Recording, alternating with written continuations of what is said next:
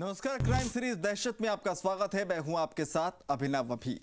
हिंदुस्तान में कई ऐसे लोग रहे जो अलग अलग वक्त में अलग अलग वजहों से कुख्यात हुए।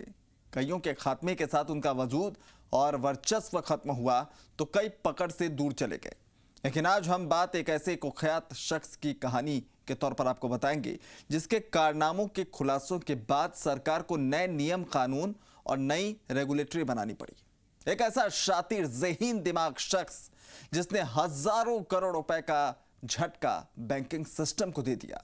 नाम था हर्षद शांतिलाल मेहता, जिसे अपने समय में शेयर मार्केट का बेताज बादशाह कहा जाता था। 29 जुलाई 1954 को पनीर मोती, राजकोट, गुजरात में हर्षद मेहता का जन्म एक छोटे से बिजनेसमैन परिवार में हुआ। हर्षद मेहता का बचपन मुंबई के कांदिवली में गुजरा। उसके बाद उनका पूरा परिवार रायपुर के मौदहापारा गुरु नानक चौक में आकर बस गया। रायपुर के होली क्रॉस बेरोन बाजार सेकेंडरी स्कूल से उन्होंने स्कूली पढ़ाई की। 12वीं पास करने के बाद हर्षद मेहता ने मुंबई के लाजपत राय कॉलेज में बीकॉम की पढ़ाई की। फिर अगले 8 साल तक छोटी छोटी नौकरियां की। साल 1976 में बीकॉम पास करने के बाद हर्षद ने पहली नौकरी new India assurance company limited के तौर पर सेल्स पर्सन की और उसी वक्त उनका इंटरेस्ट शेयर मार्केट की तरफ जागा और उसने नौकरी छोड़कर हरिजीवन दास नेमीदास सिक्योरिटीज नाम की ब्रोकरेज फर्म में बतौर जॉबर नौकरी ज्वाइन कर ली और प्रसन्न परिजीवन दास को अपना गुरु मान लिया। प्रसन्न परिजीवन दास के साथ काम करते हुए हर्षद मेहता ने स्टॉक मार्केट के हर पैतरे सीखे और 1984 में खुद की grow more racers and asset management नाम की कंपनी की शुरुआत की और बॉम्बे स्टॉक एक्सचेंज में बतौर ब्रोकर मेंबरशिप ली। यहां से शुरू हुआ स्टॉक मार्केट में उस बेताज बादशाह का सफर जिसे आगे चलकर स्टॉक मार्केट का अमिताभ बच्चन और रेजिंग बुल कहा जाने लगा।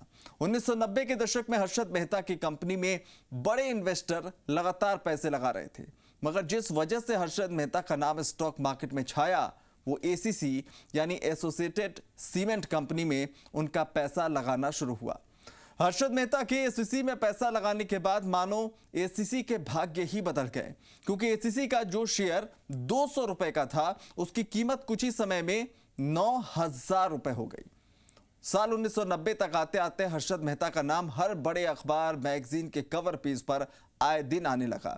स्टॉक मार्केट में हर्षद मेहता का नाम बड़े अदब से लिया जाने लगा। हर्षद मेहता के 15,500 स्क्वायर फीट के सी फेसिंग पेंट हाउस से लेकर उनकी महंगी गाड़ियों के शौक तक सबने उन्हें सेलिब्रिटी बना दिया। ऐसा पहली बार हो रहा था कि कोई छोटा सा ब्रोकर लगातार इतना इन्वेस्ट कर रहा और हर इन्वेस्टमेंट के साथ करोड़ों कमा रहा।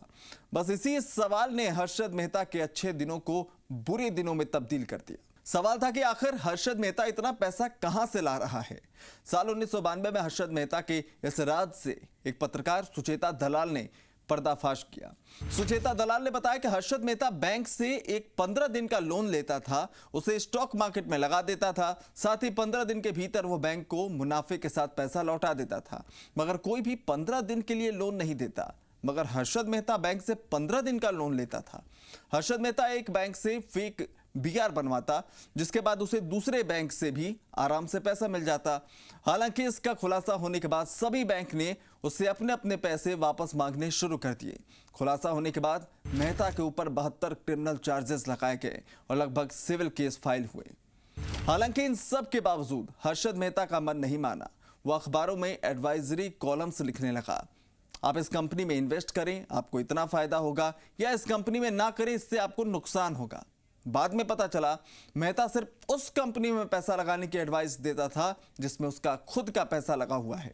हर्षद मेहता ने साल 1993 में पूर्व प्रधानमंत्री और उस वक्त के कांग्रेस के अध्यक्ष पीवी नरसिम्हा राव पर केस से बचाने के लिए 1 करोड़ रुपए रिश्वत लेने का आरोप लगाया था। हालांकि पर्याप्त सबूत न होने के चलते सरकार की तरफ से इसे खारिज कर दिया गया। हर्षद मेहता पर कई सारे केस चल रहे थे, मगर उसे मात्र एक केस में दोषी पाया गया था। सुप्रीम कोर्ट ने उसे दोषी पाते हुए 5 साल की सजा और 25,000 रुपए का जुर्माना ठोका। मेहता थाने जेल में बंद था।